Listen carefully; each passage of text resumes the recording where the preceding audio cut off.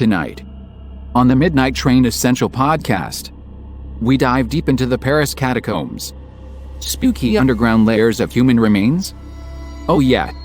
So sit back, wash your hands, turn the volume to 11 and all aboard.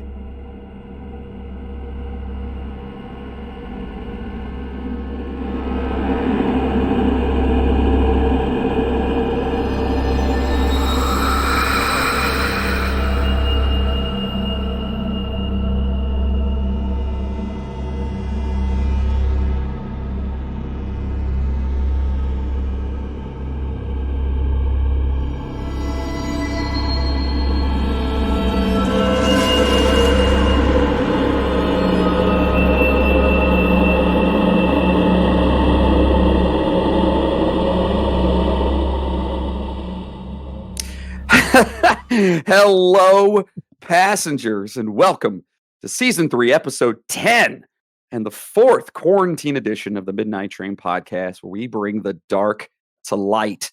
What's that mean? Well, you guys obviously know what that means. We make fun of and joke about creepy shit while bringing you as much information on each topic as possible. I am your host, the conductor of the cryptic, Jonathan Sayer, and with me is my co-host, the quagmire of the quarantine, Jeff Butchko. How are you, buddy? I'm alive, Well, which is good. Yeah. That's good to hear. I'm going cabin fever. Yeah, I'm going crazy, I think.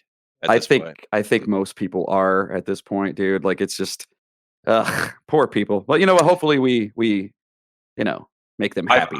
I got outside Saturday and cut the grass. It was pretty decent out, and I was excited about that because it's the first time this year cutting the grass. And it was like, okay, get out of the house, get some fresh air. And I found myself yelling at twigs in my way of my tractor. Yeah. Like, that's just the mood. That's like the funk I'm in. It's like there's a twig and I can run it over and not think twice, but it's in front of the tractor and I just yell at it. And then the neighbors are looking at me and it's, it's like, it's come to that. It's come to that. So that's hilarious. That's, I feel like that's pretty much where everyone's at right now, man. So, and with us, of course, is the Earl of the Eerie, the Messiah of the Maniacal, purveyor of the paranormal, Mr. Moody. How are you today, sir? I'm doing good. Yeah? How's everything on that side of town? Windy, very windy, somewhat soggy, and I lost my job. So, good. You guys are just a couple of rays of sunshine today, aren't you? Oh, yeah. So, of course, it is another stupid quarantine episode, and we are using Discord this time because, unfortunately, social distancing and all that bullshit. So, whatever. But we're going to have fun, and we're going to make sure you guys have fun that are listening right now. Now, listen. Just a little warning to preface everything here. As most of you know, I often suck at the words. And this episode is no exception. In fact, it's probably going to be one of the worst. So I apologize to all of our French-speaking passengers. I did attempt to learn the pronunciations of the majority of these fucking places, but dear Lord. So please don't be too critical. It's just your language is stupid. And I'm kidding, obviously. I'm kidding. It's actually awesome. And I did take some French in high school, but that isn't saying much. So anyway, on with the show. So as you bunch of beautiful weirdos know that we're just a bunch of goofballs and assholes that love history, and we can't get enough of the mysterious. And we want you all to know how much it means to us that you're listening to this podcast at this very moment. Your reviews and support really do make all the hard work worthwhile. In saying that, please stop over to Apple Podcasts or wherever you're listening right now and give us a 5-star review. You can say whatever you want. Maybe something like these guys are the Three Stooges of the podcast world. Whatever. I don't really give a shit. And so, all right, let's turn down the lights, adjust our seats, grab a drink, and let's get spooky. But first, here's a toast to all of you. Deux amours, mon pays Paris, parle toujours, mon cœur est ravi, ma savane est belle, mais à quoi bon le nier, ce qui m'ensorcelle, c'est entier. Le voir un jour, c'est mon rêve joli. Les deux amours, mon pays Paris. So weird doing it this way. I know. All right. So, okay, passengers, as the train leaves the station, please remember to stay 6 feet away from those around you. Wash your hands, and for the love of Sam Socks, can we please stop talking about Joe Exotic? Okay, we all know that That's still going on? They just released like a newest episode, and everyone's like, "Oh no, it's fake," and I don't know. I didn't watch it. I thought you were all about that show, man. I think the show was great, but the fact that it's just like that's all I see everywhere. The memes are hilarious. The memes are funny as hell to me, and so it's just one of those things. The memes can keep coming. That shit's funny to me. You know what I mean? It's everywhere. If people aren't talking about President Trump or Biden, they're talking about the coronavirus or they're talking about Joe Exotic. It's just the weirdest dynamic ever. So anyway, but yes, if you guys have those memes, please send those to us because they're fucking hilarious and we'll keep going with that. So anyway, we are taking the train to the one and only cigarette smoking, baguette making, Eiffel Tower having, threesome starting, beautiful fucking country, France. More specifically, Paris, France. So the Catacombs of Paris are underground ossuaries, which I'm sure I'm probably saying that wrong, or vaults in Paris, France, which holds the remains of more than 6 million friggin' people in a small part of a tunnel network that was built to consolidate Paris's ancient stone quarries, also known as the, here we go, Carrière de Paris. I'm telling you, dude, this is gonna be a rough one. I'm trying. So wasn't Pepe Le Pew? Wasn't he? Yes, He's the skunk, right? Correct. He was French. But he had also, like the Weinstein where he was grabbing all the girls and they kept trying to push him away. Yeah, Pepe was extremely rapey. He was. But it was always like a cat that ran into like a fucking painted wall or something. It was never another stripe on it. Yeah. With the white stripe. It's messed up. It's messed up because like when we were kids, we used to watch it. We'd be giggling like, "This is the best." Like if you go back and watch that now, it's like, "Oh wow, it's rapey." Yeah, it is. It's so rapey. And that, dude, if you go back and look at like the old Disney cartoons, the old Bugs Bunny cartoons, that shit was violent as hell. People were getting their faces blown off and blown up with freaking anvils dropped on their head and TNT. So, on this subject, we were watching Bill and Ted 2, Bogus Journey, over the weekend. Oh, God, yeah. Nice. And, dude, there's so many things in that movie that would never happen today. Like, there's one point where, like, the evil Bill and evil Ted are sitting there, and he's like, "Evil Ted, do you think that girls will put out?" And it's like, oh, wow, that wouldn't be in a movie these days. And then they called him the F word for gay people. Well, they called them, okay. They gave him a wedgie, and they're like, blah, they said the F word for reference for gay people. I love how sensitive you're being right now. You didn't I say know, it, right? you said it. I know. I'm pretty But sure anyways, everyone gets the gist. Yeah. Yeah, like you wouldn't see that nowadays. So we were watching that, we were just laughing like, oh my God, this movie would never happen these days. Oh yeah, dude. Yeah, it's so, everyone's so sensitive. Whatever. It's fine. I mean, Bill and Ted still rule, and I still hope they make a third one. So these quarries were a group of subterranean mines that extended all over the fucking place and mainly mined, oh God, here we go, Lutetian limestone used as a building material, as well as gypsum for use in plaster of Paris. Get it? Plaster of Paris, gypsum. Hey-o. Oh yeah, that's where it came from, I guess. So extending south from the Barrière d'Enfer, or Gate of Hell in English. I'm trying, folks. Sorry, again. This vault was created in an attempt to eliminate the city's overflowing cemeteries.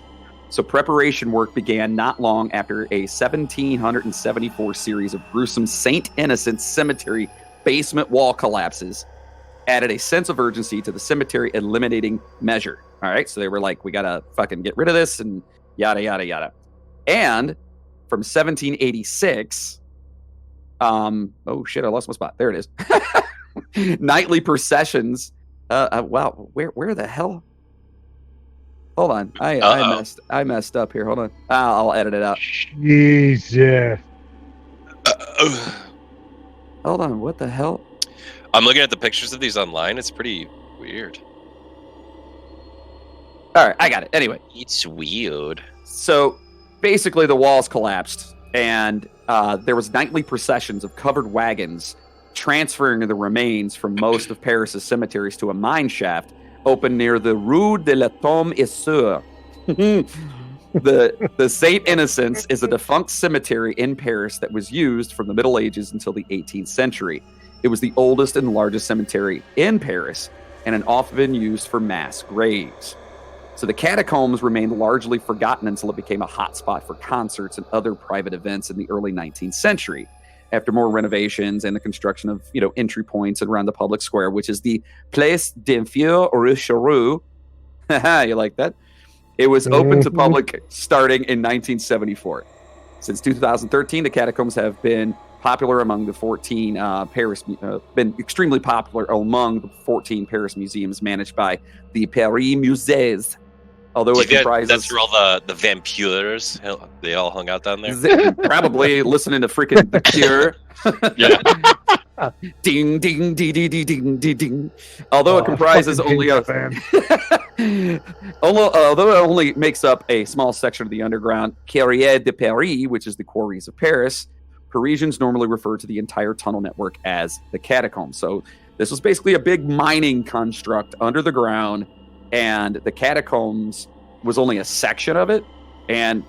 But basically, Paris, people who live in Paris just called the whole damn thing the catacombs. We will go to the catacombs and record the next Joy Division album. Joy Division. Oh, no. I don't like the sunlight. Oh, no, Joy Division. So, talking about the cemeteries, Paris's earliest burial grounds were on the southern outskirts of the left bank of the city. In ruins after the Western Roman Empire's 5th century end and the following Frankish invasions, fucking Franks. I actually had a stepdad named Frank. He probably hates French people, so yeah, don't be like a Frank. Frank's a dick. Anyway, but that's like the total American, he's the guy that cuts his grass, his front yard on an angle each time, so it looks like a home garden. That's Frank. You know what I mean? Something's wrong with your lawnmower. Frank's coming over. He's like, it's your carburetor. It's stuck. I got some gum out. Hold on 1 minute. And he fixes it. Dude, you know what I mean? That's Frank. Yeah, I don't like Franks. Sorry. To any Franks out there listening right now, if I don't know you personally, then yeah, I probably won't like you. Anyway, I'm just kidding. But fun little fact, the Franks were actually a group of Germanic people that came in and fucked up shit, and the name France was directly derived from these little Franken beanies. Didn't know that, did you? Huh. That's where the name France came from the Franks. I guess it makes sense. Yeah, I mean, Franks, why not? So the Paris people eventually said, fuck this shit, and headed for the marshy right bank. From the 4th century, the first known settlement there was on higher ground around a Saint-Étienne church and burial ground behind the present Hotel de Ville, which is Paris's city hall. Speaking of Franks, there's an Anne Frank getting hit with Franks meme in Discord right now. Again, we are on Discord, and the gifts are coming, folks. So that's great. That's wonderful. That's a good one. That's horrible. Oh, that's phenomenal. Well, the expansion on the right bank began after other Christian landowners began filling in the boggy marshlands in the late 10th century. So instead of burying its dead away from inhabited areas as normal people, the Paris's right bank settlement began with cemeteries right smack dab in the middle of town. So they basically had cemeteries and built around them. It's kind of weird. So we have laws here to protect us from that, and we've had them. I wonder why they fell short over there. This is in the 10th century, though. You know what I mean? This is way. But even before. back then, we were burying in cemeteries. You know what I mean? I wonder why they weren't. Do you think they're just so behind in time? No, they had cemeteries. It's just where the placement of the cemeteries were. You know what I mean? Instead of doing it on the outskirts of town, so maybe the rotting corpses and whatever doesn't run into your flesh or your water. You know what I mean? I don't know. I picture Monty Python with the guy with the car. Bring out your dead. He's got the bell. Bring out your dead. Bring out your dead. The most central of these cemeteries, a burial ground near the 5th century Notre Dame de Bois Church, became the property of the Saint Opportune parish, or Opportune, I'm saying Opportune, I don't know, parish, after the original church was demolished by the 9th century Norman Bates invasions, where they just ran around yelling "mother" and stabbing people while they were in the shower. It's true. Oh, wow. Yeah, because I just made it up. Obviously, that's not true. That's actually the plot of Alfred Hitchcock's Psycho. Okay, anyway. So actually, it was the Normans who invaded, and they were a group descended from Viking settlers, and who Normandy was actually named after. Another little tidbit there. Yeah. You know, Normandy. You know, beaches in Normandy, where World War, what was that, 2? Was that 2? Beaches in Normandy? Or was that 1 or 2? Either you got, where's fucking Riley when we need him? Jesus Christ, dude. Are you? This is embarrassing. You're embarrassing. Okay. Do you go to college? I went to 18 months of a trade school. Does that count? No, you don't have a T-shirt to back it up. Do you know when we invaded Normandy? As far as the exact year, no, but it was World War II for sure. Okay, well then, yeah, you got it. You I was won like up. 44, 45, somewhere around there. You were 45. Actually, that's when it you are was. correct. It is June 6th, 1944. Yay, Moody got See? one. Who the fuck Yay. needs college? You know what? And here's how I know that you actually knew that, because you're on a phone right now. And you Yeah, I had can't no do shit that time. quick, You had man. no time to fumble through and look that up that quickly on a phone. Look, I'm not as dumb as people think I am. That's all I'm saying. You heard it here first, so What was so that? everybody knows. I don't know. Well, good job, Moody. Good Thanks, job, guys. buddy. Yeah, man, that's awesome. So, anywho, when it became when it became its own parish, a parish associated with the Church of the Saints Innocents from 1130, this burial ground filling the land between the present Rue Saint Denis, Rue de la Fernerie, Rue de Lingerie, and the Rue Hamburger. No, it's just Rue Burger. I love Hamburger, you know, anyway, and had become the city's principal cemetery. By the end of the same century, Saints Innocents Church was neighbor to the principal Parisian marketplace, Les Halles, which was their fresh foods market and already filled to overflowing. So their main cemetery is right next. You know what I mean? So their overflowing burial grounds were right fucking next to where they got their food. You know what I mean? So in other words, if like a hurricane happened, it would be bad news. I think if it just rained, that would be bad news. Yeah, that's true. You know what I mean? Like, I don't know. So to make room for even more burials, the super, been in the ground for a long ass time, dead folk, were exhumed and their bones packed into the roofs and walls of a charnière or mass grave. Yeah, charnière, you like that? A mass grave. Anyway, into the galleries built inside the cemetery walls. By the end of the 18th century, the central burial ground was a 2 meter high, that's 6.5, or it's like 6 foot 6 inches, I think, mound of earth filled with centuries of dead Paris people, plus the remains from the Hotel Deux, I'm going to say that, hospital, and the morgue. Other Parisian parishes had their own burial grounds, but the conditions in Les Innocents cemetery were just way fucked up.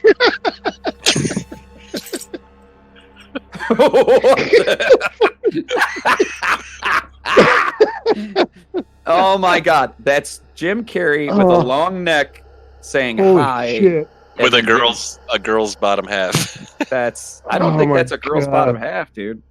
Yeah, it is. Yeah, I don't think any guy is like that. Oh, god damn. What is wrong with you? All All right, I find we're some gonna good ones. we're gonna take a quick break, and then we will be right back. Okay, so after all this, the government stepped in and attempted to limit the use of the cemetery. However, it did little to fix the situation because the Paris people didn't give a fuck and just buried their dead wherever the fuck they wanted to. And it was not. We bury wherever we want to. See? That's right. Wouldn't they be? Aren't they referred to as Parisians other than They are. Paris Correct. people? Correct, but I'm trying to make sure that people understand. Because when I hear Parisian, for some reason, I think of, I don't know. Anyway, I call Parmesan cheese Parmesan. Yeah, there you go. I always do. It's hilarious. And everybody gets so mad at me. I'll be like at Olive Garden. I'll be like, more Parmesan. They're like, huh? So yes, if I say Parisian, they are the people of Paris, correct? And it was not until the late 18th century that they were finally fed up with people just burying corpses all willy-nilly and decided to create 3 new large-scale suburban burial grounds on the outskirts of the city. And to tell all existing parish cemeteries within city limits to baisser tout de suite, or in English, to fuck right off. Oh. Yeah, you like that? Yeah, I told you I did some research on that one.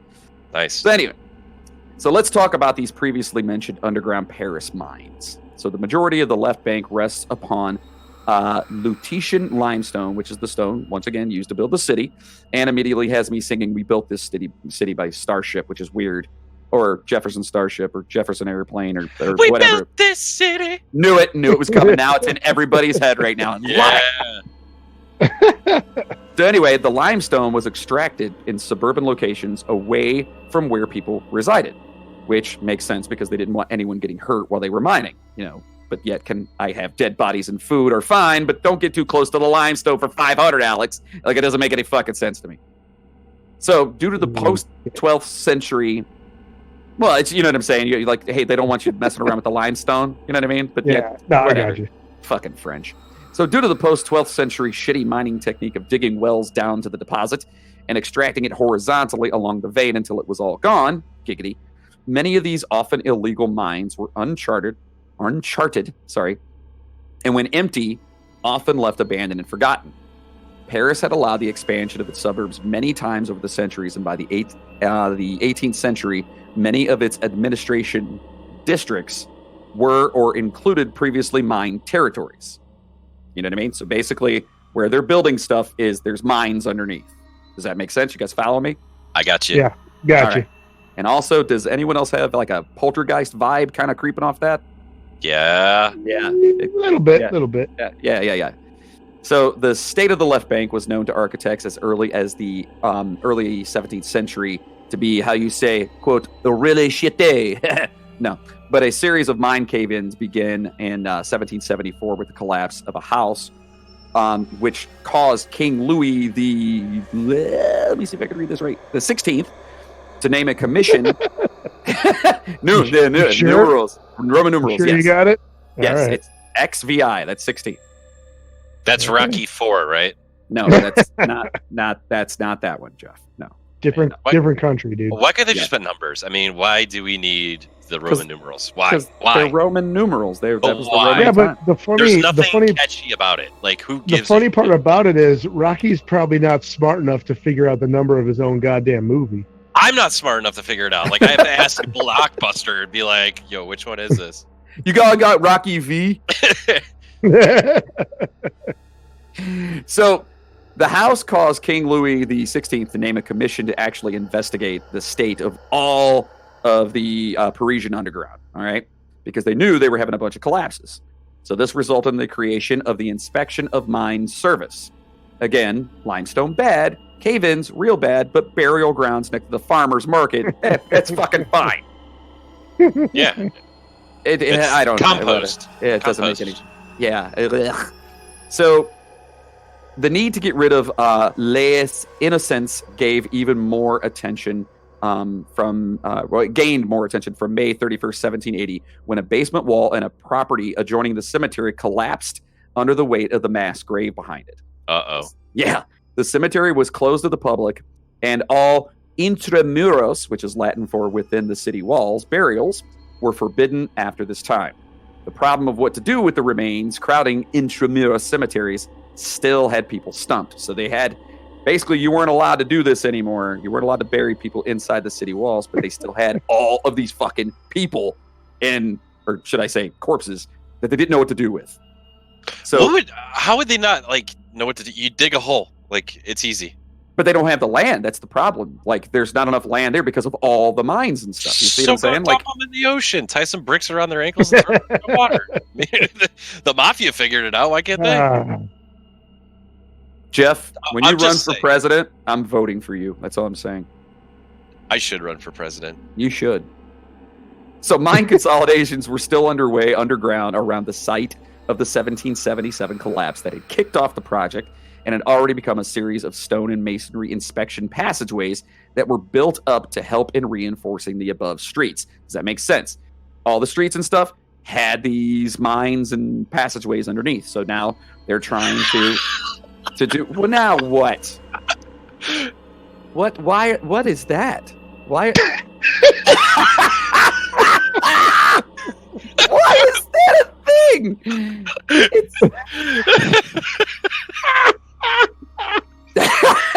I'm gonna let you describe that one, buddy. What do you see in there?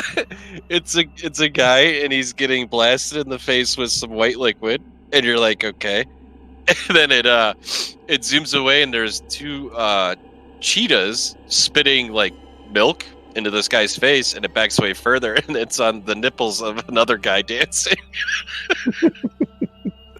Yep, that's what it is. Oh man, Jesus. So the mines renovation and the cemetery closures were both problems within the jurisdiction of the police prefect, Police Lieutenant General Alexandre Lenoir, who was directly involved in the creation of a mine inspection service. Lenoir was piss his pants giddy about the idea of moving Parisian dead folk to the underground passageways that were renovated during 1782. After deciding to further renovate the Tombe Issoire, or Tombe Issoire, I'm sorry, folks. It's Tombe Issoire, I don't know, but passageways for the future role as an underground tomb.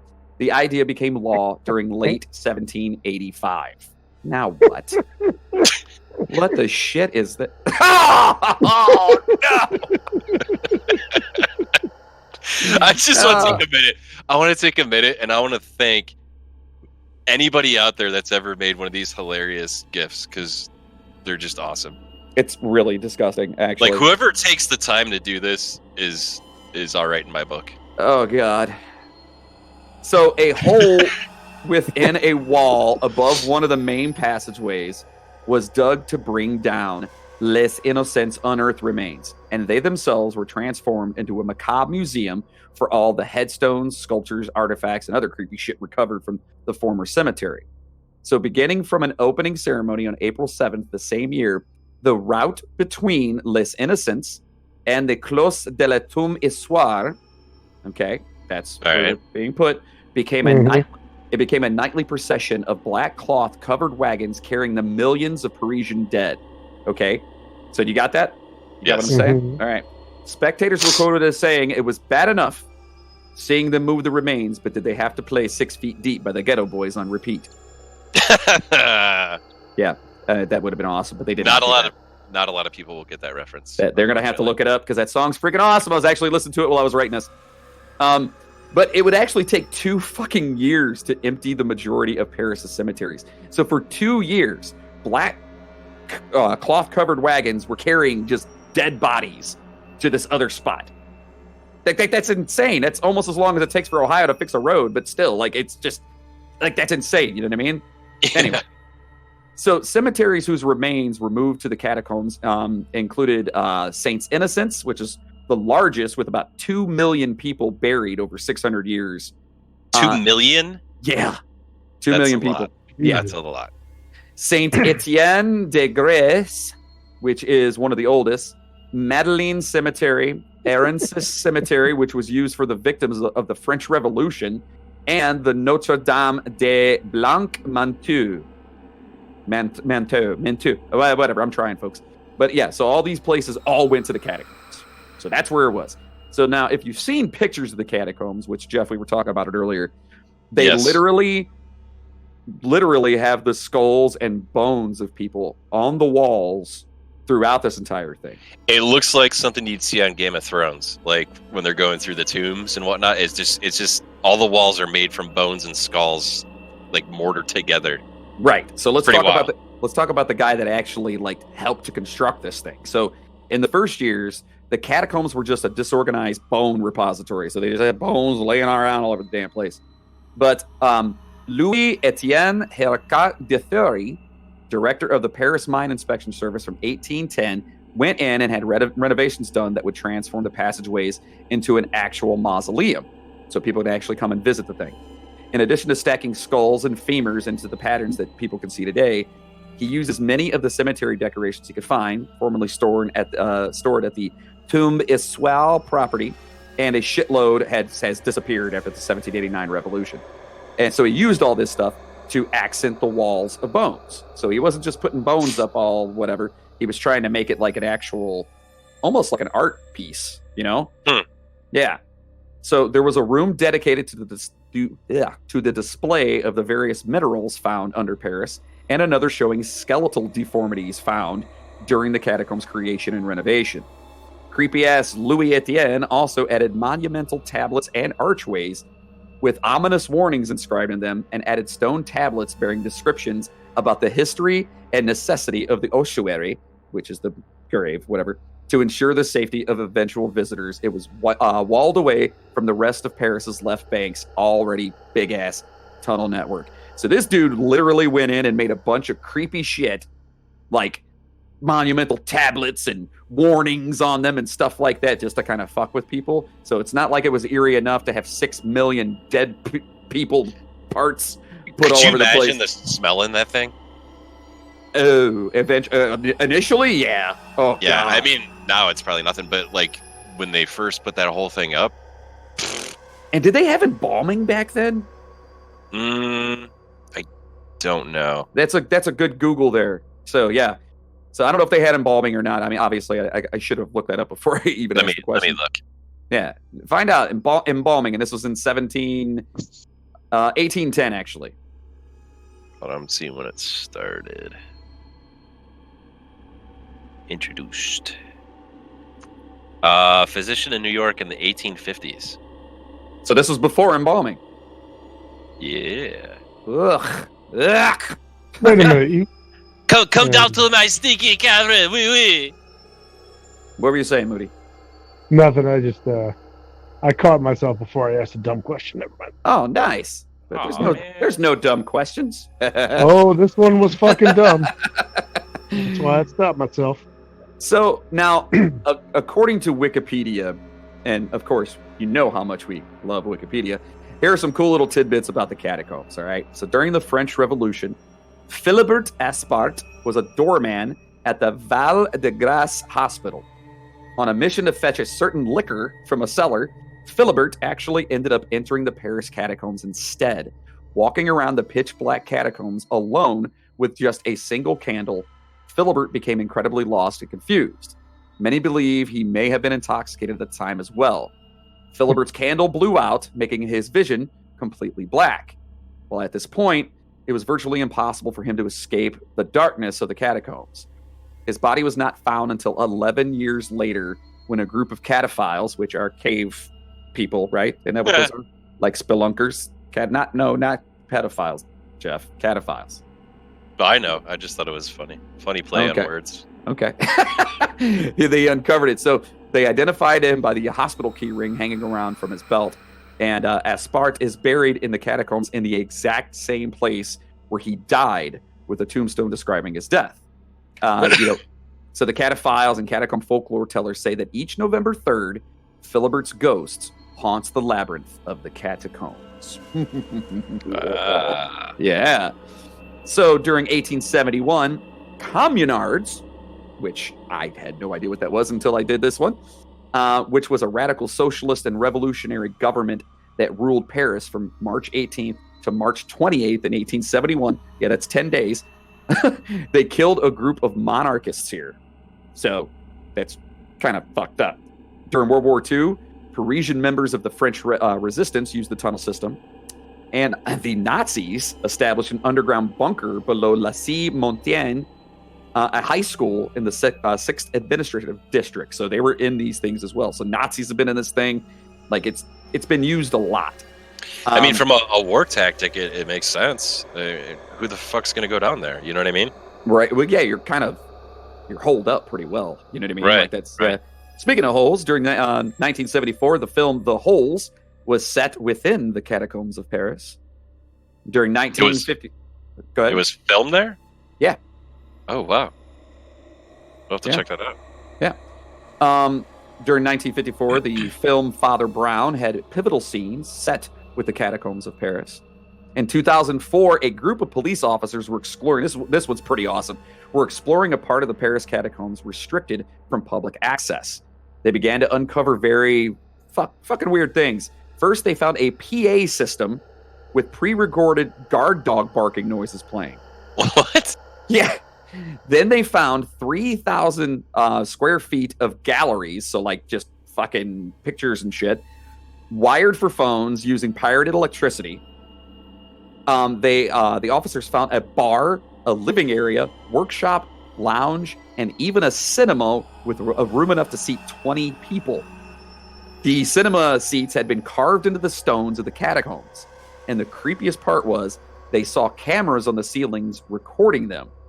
The police squad went back to the area a few days later with a larger team to investigate.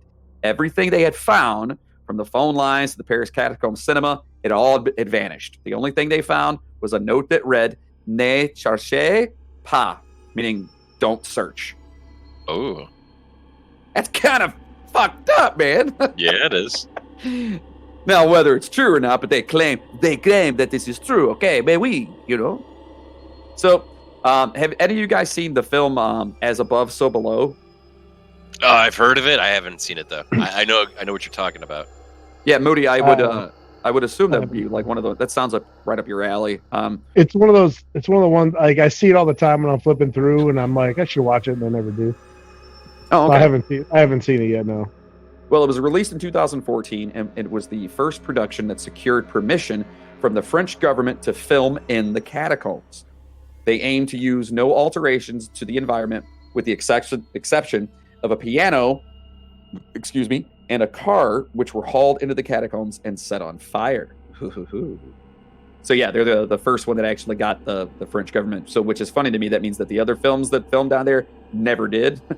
So they were down there illegally, like, hurry up, shoot the fucking film. Well, you got to wonder how like often the police or the law system there was there. You know what I mean? They probably just said, well, yeah, we're not going down there. Whatever happens down there happens. Yeah, possibly.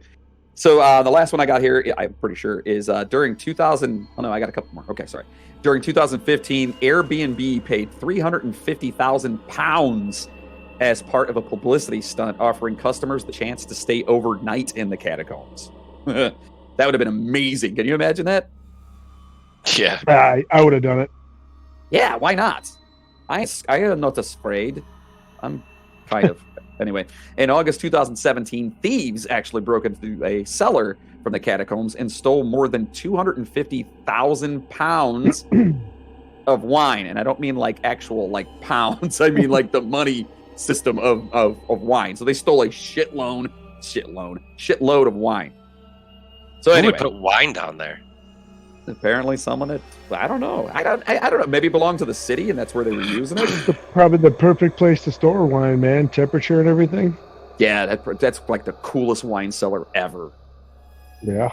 Go down there and just get yourself a nice Chardonnay and look up and just see skulls and fragments of 6 million people staring back at you. Sorry, was that dark? I apologize. It's good.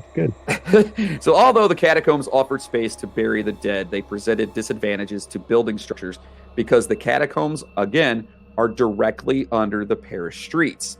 So large foundations cannot be built, and cave-ins have destroyed a lot of buildings. For this reason, there are very few tall buildings in the area because too much weight, boom, it's just all going to fall through. So yeah, those are the catacombs. I thought that was really cool. Really awesome. And I got something really sweet to talk about after we get back from a break from our sponsor. So hang tight, guys. Got something cool to talk about. This episode of the Midnight Train podcast is sponsored by Voodoo Vodka. 20 times distilled, made from pure cane sugar and handcrafted right here in Ohio. Vodka can be smooth and Voodoo proves it. Drink it straight, chilled, or in your favorite mixed drink. Ask for it wherever you buy your favorite liquors or head over to voodoo.com and subscribe to their mailing list. While you're there, pick up some Voodoo merchandise and use the promo code Midnight Train Podcast, all one word, to get 10% off your entire order. That's Voodoo, VOUDOUX.com. Promo code Midnight Train Podcast for 10% off. And you can now buy this delicious vodka online. So order some today and drink with us whenever you listen to the show. Voodoo Vodka, it's magic. All right. And of course, we love our guys over at Voodoo who are still making that hand sanitizer for people that is free to go and pick up. So if you're in that area, make sure you guys swing over there, say hi to them, buy yourself some vodka, tell them the Midnight Train sent you, and pick up some hand sanitizer and spread it around and let people know. We've had those guys on the show. They're great guys. And I'm sure, you know, if you're fans of the show, you've heard it. But how cool is that they did that? I mean, they didn't have to do any of that. They could have just, you know, packed up shop, gone home, did what they had to do. But they were working overtime and long hours and pretty much stopped the production line of the vodka just to make this hand sanitizer, to give it all away for free, by the way. And they are. And they're working 7 days a week. They're there every day. They're giving it out. There are people coming, like hospitals coming from like Cincinnati and all that, dude, like the orders they have. It's just really cool that they're doing it, and they're doing it like, you know, selflessly for the most part, you know. So do us a favor, if you have access to it when this all clears, or if you have to go make your run, you know, to the grocery store to stock up, support them. Buy a bottle, you know, even if you're just going to save it for the summer or whatever, you want to drink it now, just support those guys, because those guys they're really good people for what they're doing, you know. Give it as a gift, man, and the stuff is good. It is good stuff. It is worth it. I was out there recently. Grace and I went out there to pick up some hand sanitizer for one of the hospitals up here. We grabbed 2 bottles while we were there, just because we got to support them. You know, they support us, we support them, so everyone should do that. So yes, Voodoo, we love you guys. So all right. So I said I had something special to talk about. I hope it's a catacomb, like actual piece of the catacomb that you bought off of eBay. No, it's not. There's so much buildup for nothing. That would have been so much cooler. I know. That's what I was hoping, but you son of a bitch. Anyway, I found something which I thought was actually kind of cool. Have you guys heard about the Lost in the Catacombs video that is actually like supposedly a real thing? No.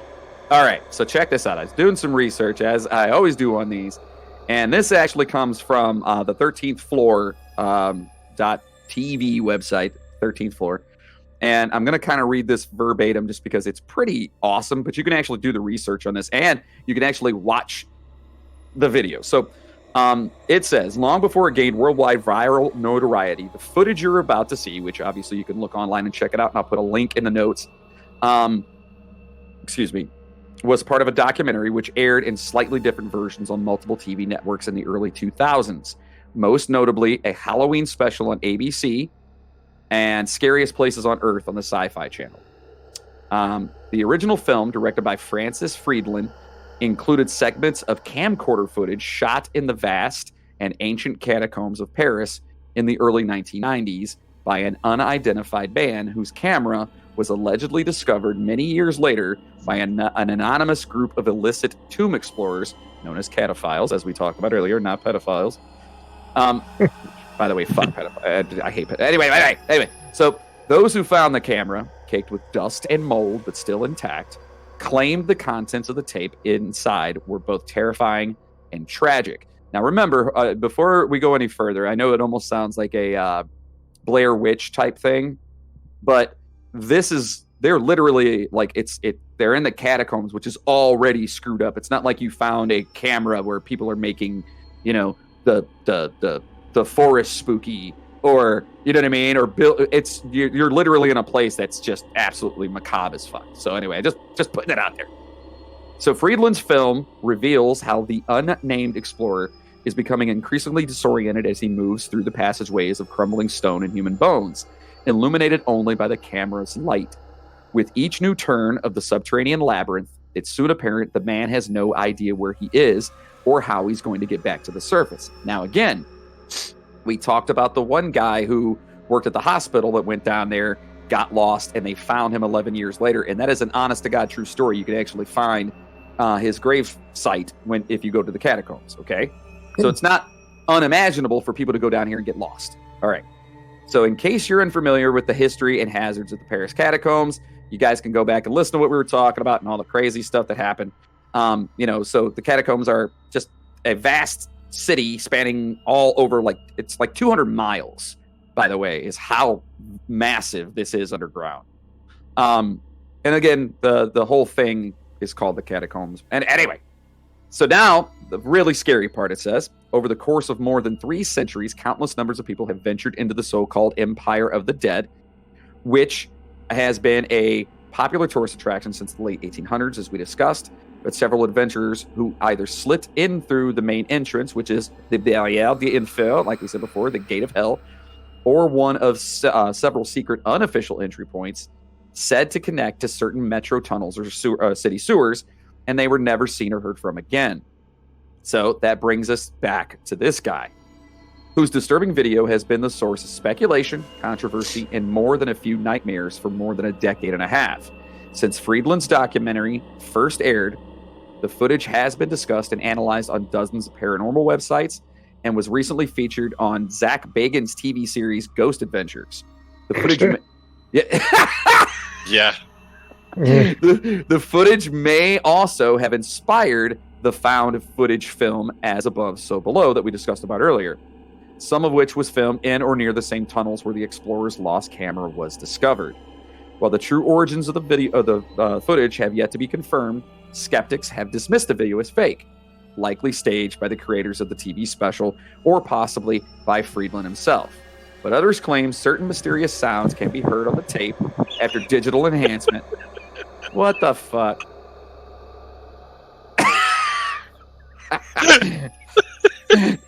Happy Tom Cruise! Anyway. He's a Sith Lord. Jesus. I can't have a serious moment. Sorry. I saw that one and it was too good. Anyway. Oh. So they say that you can hear mysterious sounds on the tape after digital enhancement and cryptic markings found later by Friedland on the tunnel walls, which you can actually find some pictures of online. And that suggests that the man stumbled upon something he wasn't meant to see, or something that no human was meant to see and survive. Curiously, although the camera's operator's name is never given in the documentary, he is described as an experienced cataphile himself with extensive knowledge of the tunnels derived from historical maps and many prior expeditions. This raises the most pressing question in ongoing discussions about the footage. Why would such a seasoned explorer suddenly panic, drop his only apparent light source, and run frantically into complete darkness, ensuring he would likely never be found alive again? Today, that question remains unanswered, and at this point, it seems unlikely that the mystery will be solved to anyone's satisfaction. That is, of course, unless the man who actually dropped that camera either comes forward with the full story, or his body is found somewhere deep within a hellish maze of stone and bone. Okay, so where can we go watch this if we wanted to check it out? I am going to have it in the... I'm looking at it right now. Oh, are you actually watching it? I could throw the link in here for you if you want. I'm not watching. I'm not. Can watching we post it on I don't Facebook? know if the audio. Yes, I will post it on the on our Facebook page and everything else, so everyone can kind of check it out. Nice. You guys, Yeah. you guys can't hear the audio right now coming out of my phone, can you? We've heard it for like No. the last 10 minutes. We just muted you. No. Well, I No. haven't been saying shit. So. No. All right, because I'm watching the video and I'm hearing it through my headset. I just want to make sure it's not coming through into the show. Yeah, no. You can't hear. You can hear whatever you're doing, but yeah, we can't hear it. All right, I'm just making sure, dude. Hey, you're cool, bro. You're cool, bro. I mean, I'm not cool, but Well, I'm just trying to be nice. I appreciate it. But you know, So anyway, that is the catacombs. So what do you guys think about this, man?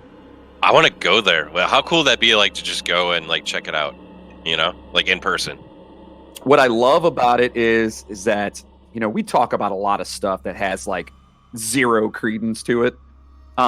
This is an actual physical thing. You can go and it's not just a well, I mean, I guess we talk like what do you call them, prisons and stuff like that, but this is like literally like human parts that were created and not created, but like they created a tapestry out of, like that's 6 million people were transferred to this thing over however many years. It's just, I don't know. I think it's super awesome. I think it's super dark.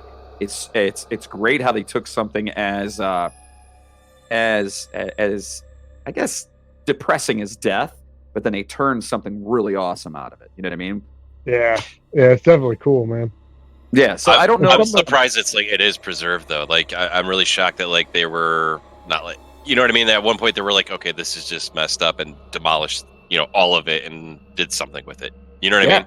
It's considered one of the out of all the museums and stuff there, man. It's considered one of the top 14. Well, out of the 14 they have, it's on that list. It's like you go there and you go to the Louvre.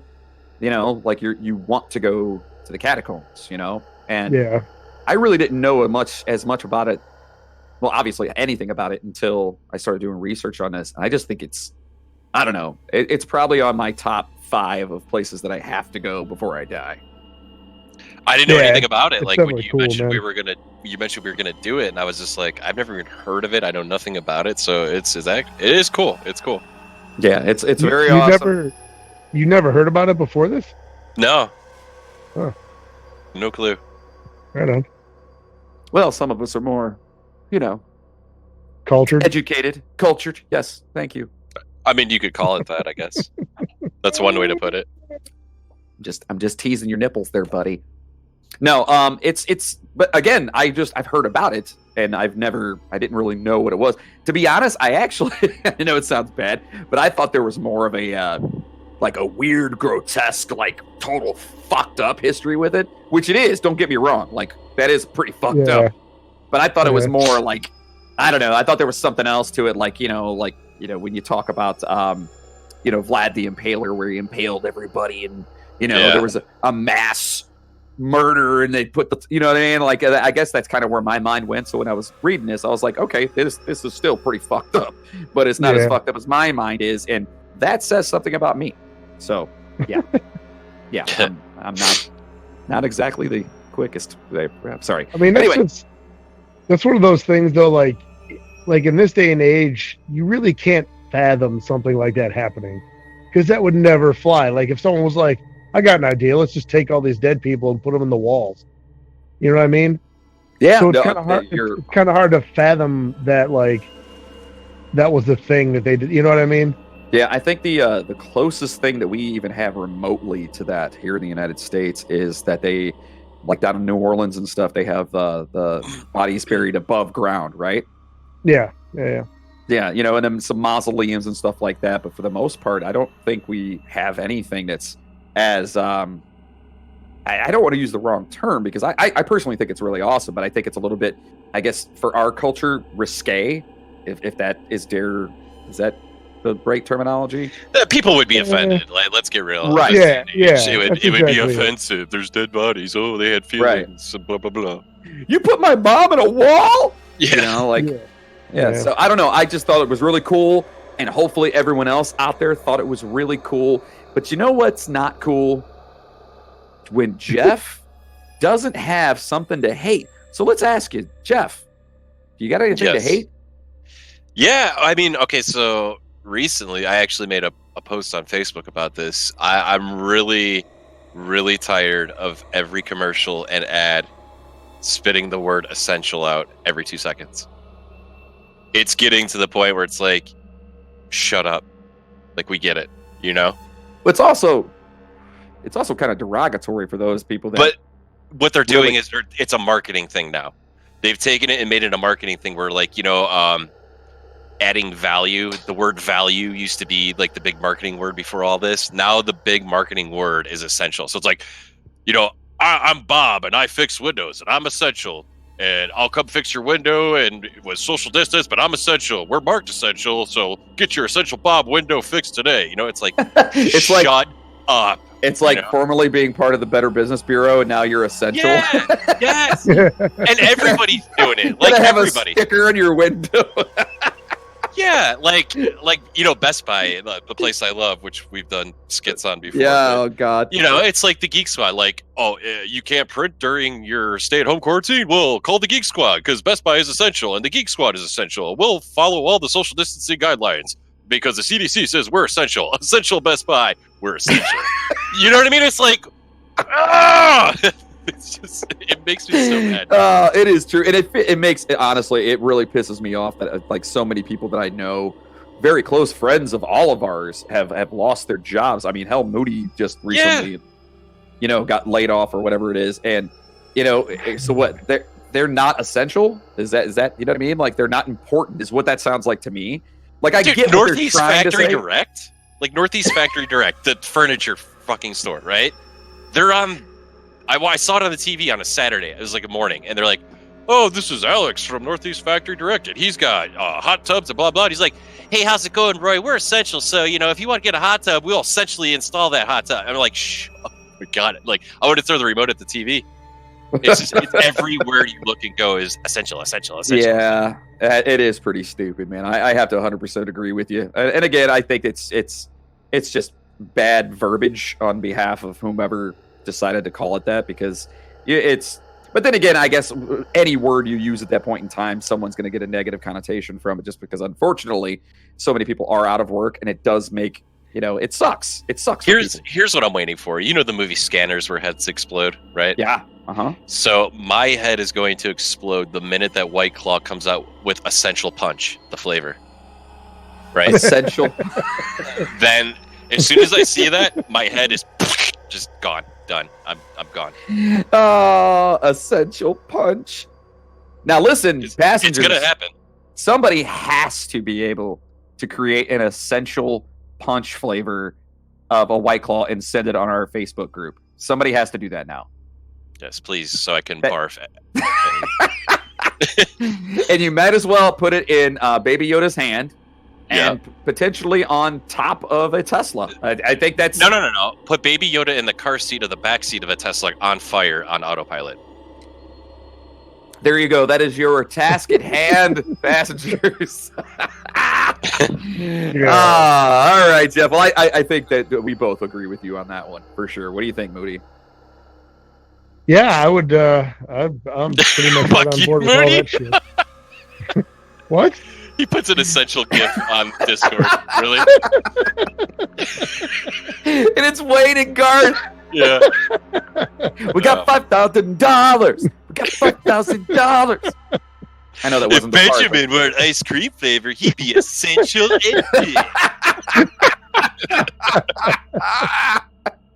Oh man. All right, passengers, we hope you enjoyed your ride with us tonight, today, whenever you're listening, on the Paris Catacombs. I thought it was really intriguing, and doing the research on it, I learned a bunch of shit, and hopefully you guys did too. Hopefully you guys learned that this thing was there was a legit reasoning for it happening, that there was a lot of people that well, of course, died back then, but then ended up in this thing, and you can go visit it if and when this quarantine is over. You guys should all make a beeline straight for Paris. And so I tell you what, let me ask you really guys. quick too. Oh, go ahead. Would you do that? Like, if you know how you can be an organ donor, I would donate my bones to a wall if they were going to build one here, like just for Dude, hell show. Yeah, I would probably totally let do them it in a heartbeat. I would do it. Why not? It'd be awesome. Yeah, why not? Yeah, you're gonna like live on forever. But that was the thing I was gonna ask though, and I don't think this is the case. And I tried to look for it, and I couldn't find it. Obviously, 6 million people. There's got to be documentation from the cemeteries that initially brought all of those corpses. You think? Oh, of course. I mean, everyone that dies in those cemeteries. I don't know, man. That was. Yeah. I don't know. I'm talking. We're like, we're out of notebook paper. We'll just forget who he was. They were in Paris, Jeff. Same thing. You could send all hate mail to Jeff at. But I guess what I'm saying is like if let's just say they did hypothetically document 25% of those, are those people documented in the catacombs? Can you look it up and see who is like maybe like lineage. You know what I mean? Like your Yeah. history. Oh, I don't know. That's what You you're know, saying. like I wonder. I highly doubt they have any kind of luck.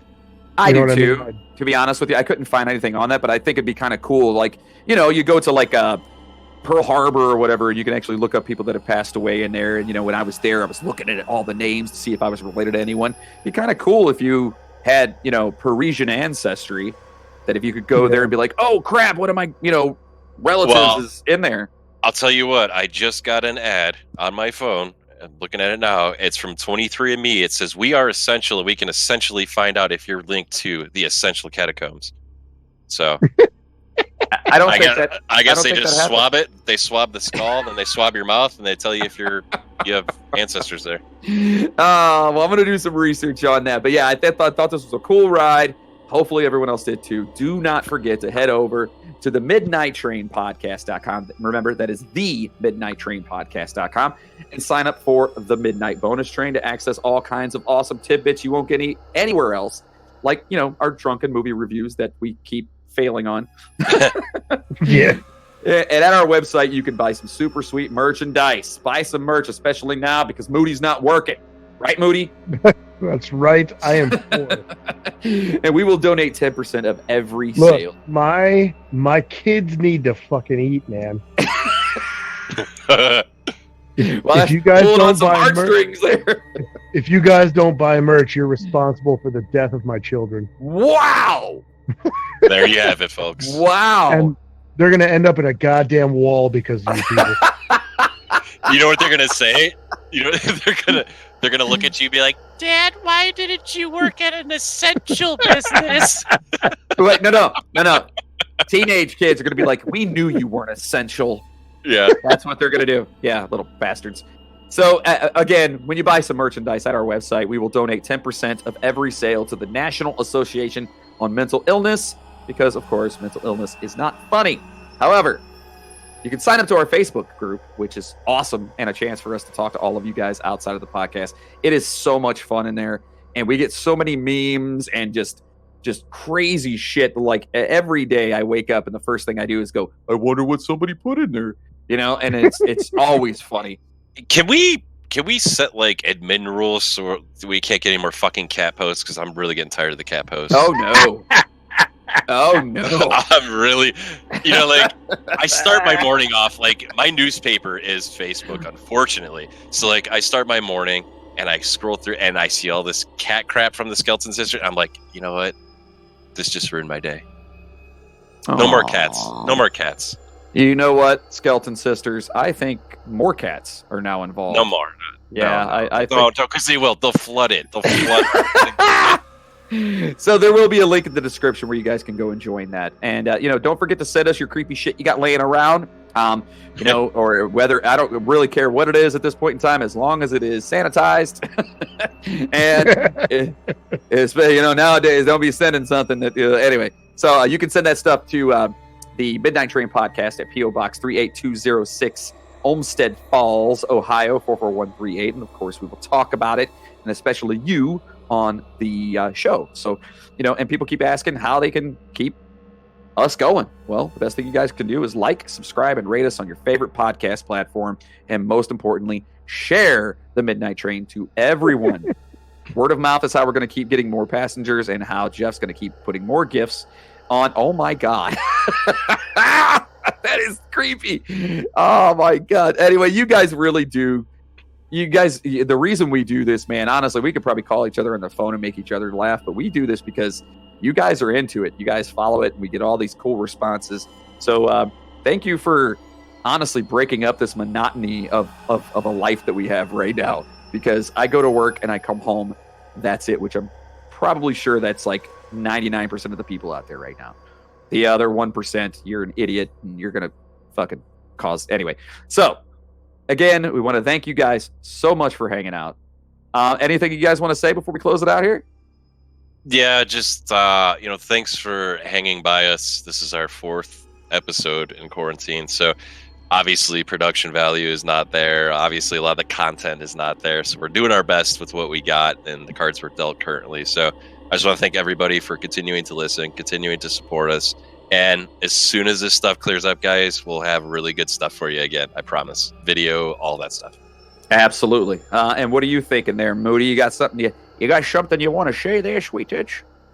I just wanted to throw in one more thing. Yeah. It's because we were doing, the whole thing about the catacombs, and I remember this place, and I just looked it up real quick. If you guys are interested in the catacombs, some of you probably have heard of this place too.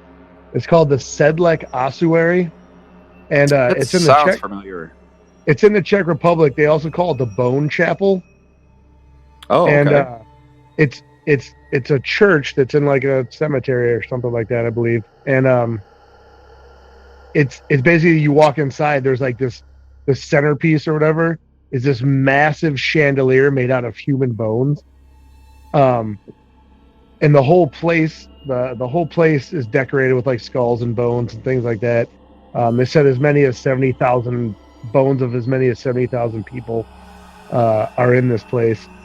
And it's just another cool place to check out if you're into like the catacombs and stuff like that, because it's like this old church that's just decorated in fucking bones and stuff. Now, okay. So what's cooler in your guys' opinion, being like in a wall in the catacombs, or being a chandelier? I'd want to be in the wall myself. I don't know, dude. This bone chandelier is pretty goddamn cool. Yeah, that sounds actually... I don't know what I'd rather do, to be honest with you.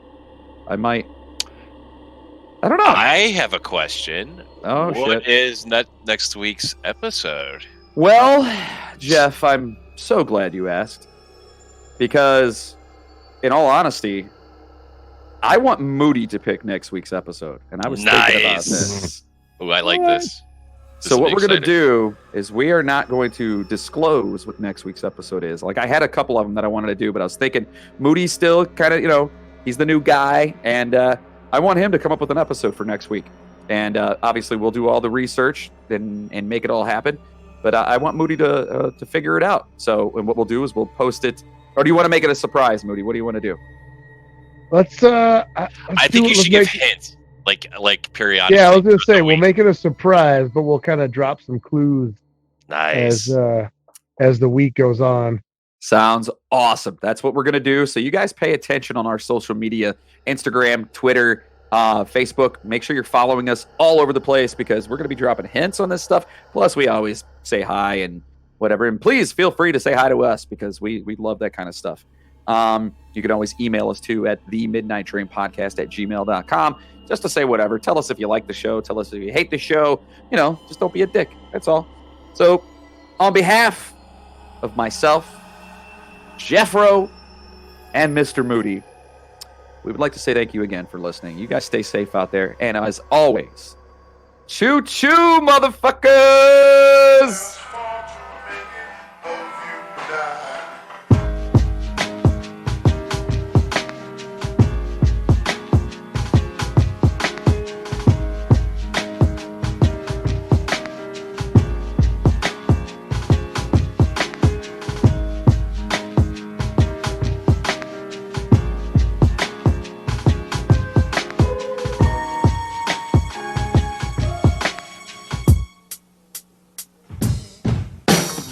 June 28 was the date, 38 to the chest plate. Mommy dear's crying at the wake, and everybody's dressed up in black suits, going to pay their last respects to the black troop. Why'd he have to die is the question that we're under, but everyone knows that every day's a different number. So when your time comes, just remember, G, you'll always have a place in this world as a memory, especially my boys who passed away back in 92.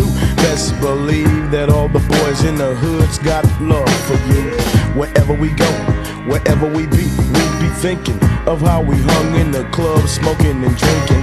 Never missing out on a hood fight, cause every day back in the hood we had a good fight. Everything has changed and people are looking lonely. It's gonna be strange spending New Year's Eve without your homie, but ain't much that we can do except pour brew throughout the crew to make sure we all remember you. And believe me, it hurts to see the boy you broke bread with 6 feet in the dirt.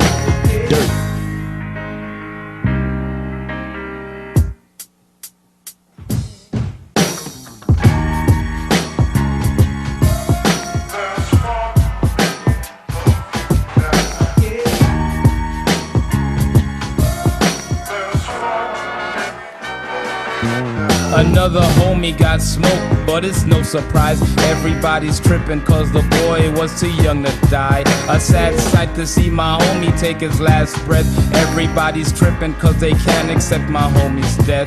Another killing was reported on the evening news. Somebody's brother got killed behind a pair of shoes. In the midst of all this shit, I think about myself. Wondered when somebody's gonna try to take me off the shelf. But I refuse to be another violent casualty. So when I'm rolling, I pack my pistol grip beside my knee. Cause on the city streets today, a brother just can't win when the people you think are your friends really ain't your friends. And Bushwick can't sleep when everybody around me keeps falling 6 feet deep.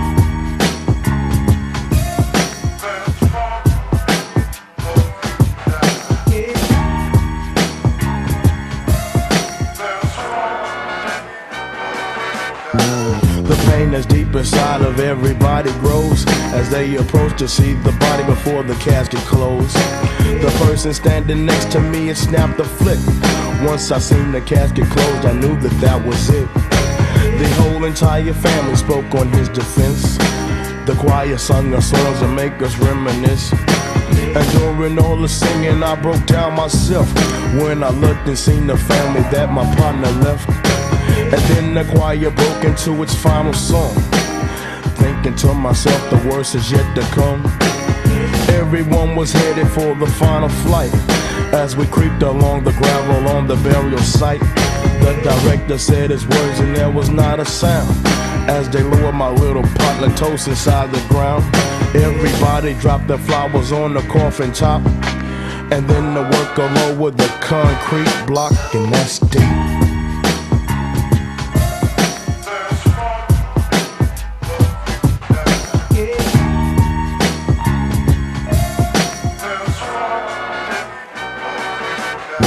A lot of homies died, a lot of mothers cried. I watched tears fall down from their eyes. Everybody wants to go to heaven, but nobody wants to take the chance. They chose the music, so they had to dance. Couldn't tell them nothing was a player, had to have it. Got caught up in the game, now my boy's in the casket, and everybody's looking for somebody else to blame. Ashamed to let his mother know that he was in the game.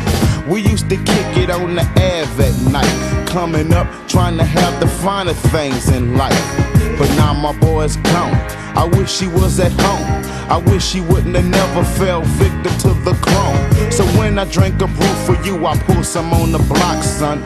You might be gone, but you damn sure ain't forgotten. So remember, whenever or wherever, dead or alive, real partners come together, and you know that.